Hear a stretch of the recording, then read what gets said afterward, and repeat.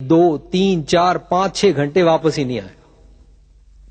वहां पर धूप आई, वहां पर आंधी आई, वहां पर और बच्चे आए, उन्होंने इसको दुखी भी किया, किसी ने पत्थर भी मारे, पर यह बेचारा बैठा रहा।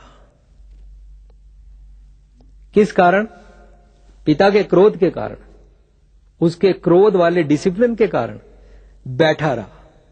घर जा नहीं सकता, निकाल देंगे मुझको, पढ़ाएंगे कभी भी नहीं, गुस्सा। इस डर के कारण वो बैठा रहा। और टीचर भी बोल रहा है कि तुमको एडमिशन नहीं देंगे अगर तुम यहां से हिल गए। मक्खियां आ रही हैं, धूप है, बारिश आ गई, आंधी है, सारे दुख झेलता हुआ ये सारा दिन बैठा रहा। और जब स्कूल खत्म होता है 2 या 3 बजे, वही इंसान आया और उसने आके इसको फॉर्म दिया, भरो इसको, तुम्हारी एडमिशन पक्की। बोलता है आप फॉर्म इतनी देर से क्यों लेकर आए? तो वो बोला हमको आपके पिताजी की इंस्ट्रक्शन थी कि इसका इम्तिहान लेना। ये कितनी दृढ़ता में है। इस दृढ़ता का क्या फायदा कि वो इंसान इतना क्रूअल बन गया।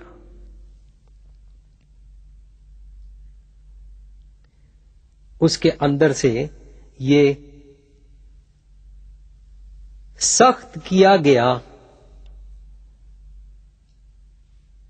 उसके पिता का व्यवहार उसको सारी उम्र भूला नहीं। पर उसने उसको बोला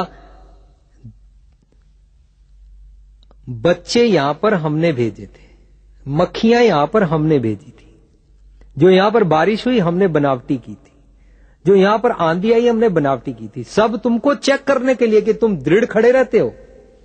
बहुत अच्छा किया। उसको इतना गुस्सा किया, पर उसके जो अंदर के गुण थे वो डर के कारण दब गए। शायद वो इंसान इस धरती के लिए बहुत कुछ अच्छा कर सकता था अगर ये वाले गुण ना दबाए जाते। ऐसे क्रोध के डिसिप्लिन से वो बोलता है मुझको मालूम नहीं कि मैं क्या बन गया हूं, दुनिया में मेरा नाम है, करियर मेरा बन गया है, सुर्खियों में अखबारों में मेरा नाम है, पर मुझको ये मालूम हुआ कि किसी भी माता पिता को ऐसे क्रोध नहीं करना चाहिए जैसे मेरे से किया गया। पिता को गुस्सा चढ़ा है, उसने गुस्से से बच्चे को थप्पड़ मारा, मालूम हुआ बच्चे का कान का पर्दा ही फट गया।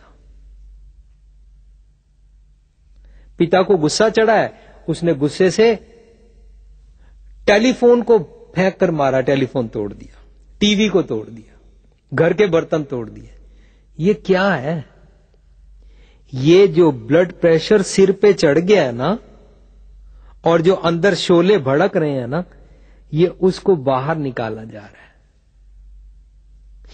अगर हम इन चीजों को समझ लें तो पता लगेगा कि क्रोध कोई दिलेरी का काम नहीं है, कमजोरी की निशानी है। जो इंसान बात बात पे क्रोधित हो जाता है वो दिलेर नहीं है, ये कोई मर्दानगी नहीं है, ये कमजोरी की निशानी है।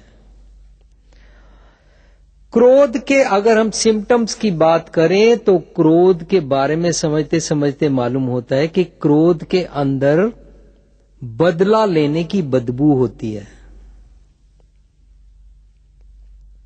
इसीलिए गुरबाणी में लिखा है फरीदा बुरे दा भला कर।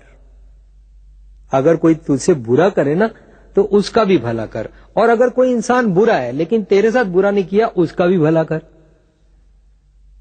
गुस्सा मन ना हंडाए, तू अपने मन में क्रोधित उसके बारे में ना हो। चाहे क्रोध हमारी बॉडी के अंदर ही है, लेकिन अगर हमारी बॉडी के अंदर क्रोध है और उसको हम नहीं समझे हैं तो ये हमारा ना शरीर निर्बल कर देगा। ऐसे गुरबाणी में आता है काम क्रोध काया को गालै, गाल देता है। कैसे? बोलते हैं ज्यों कंचन सुहागा टालै, जैसे सोने को ढालने के लिए वहां पर सुहागा डालते हैं, वहां पर जैसे बोलते हैं ना, पाउडर यूज करते हैं जिसको बोरेक्स, वो बोरेक्स पाउडर से उस सोने को गलाते हैं, उसको सॉफ्ट करते हैं। ज्यों ज्यों वो सॉफ्ट होता जाता है उतना निखरता जाता है, उतना उसका बढ़िया कलर निकलता जाता है। यहां तक उसका क्लियर कलर निकल आता है, जब वो 24 कैरेट की तरह बिल्कुल प्योर आ जाता है तो वो इतना लिश्क मारने लगता है कि उसमें से अपनी शक्ल नजर आनी शुरू हो जाती है, इतना वो प्योर फॉर्म में आ जाता है। पर यहां तक लाने के लिए उसके ऊपर सुहागा डाला जाता है। अब वो सुहागा और नीचे से जो तपश दी जा रही है, गर्मी दी जा रही है, ये दोनों उसको निर्बल तो कर रही हैं, पर निर्बल करने के पीछे मंतव्य क्या है, इच्छा क्या है, उसको शुद्ध करना। ऐसे ही काम और क्रोध, पर हम आज समझ रहे हैं अपने विषय में क्रोध को, ये दोनों हमारी बॉडी को, हमारे शरीर को निर्बल कर देते हैं। और अगर उस सुहागा डाले और वो तपश की दोनों बातों को अगर ना समझा, उसका ज्ञान ना लिया, तो ये कमजोरी हो जाएगा। हमारे अंदर है, हमारे फायदे के लिए है, जैसे सोने की फायदे के लिए था। सोने को श्रृंगार के लायक बना दिया गया, पर ये क्रोध जो है, इसको अगर नहीं समझा तो ये काम क्रोध काया को गाल देता है। अब अगर हम इसकी ग्रामर को भी समझें वहां से, गुरुवाणी में से, तो काम क्रोध काया कौ गाले, का और ऊड़ा लगा हुआ है। ऊड़ा को हम दोनों तरफ यूज कर सकते हैं। गुरुवाणी में कई ऐसे लफ्ज हैं, ग्रामर के ऐसे ऐसे कई सिद्धांत हैं कि जैसे आप दरवाजे के बीच में दीवा रख दो, वो इधर भी लाइट देता है और उधर भी देता है, तो आप ऊड़ा को दीप की लैंग्वेज में यूज कर सकते हैं। काम क्रोध काया को और ऊड़ा को उठा के इधर लगा ले, उगाले मीन्स तेरी काया को ना फ्रेश कर देता है, अच्छा कर देता है, इसमें कीमती गुण भर देता है ये काम और क्रोध।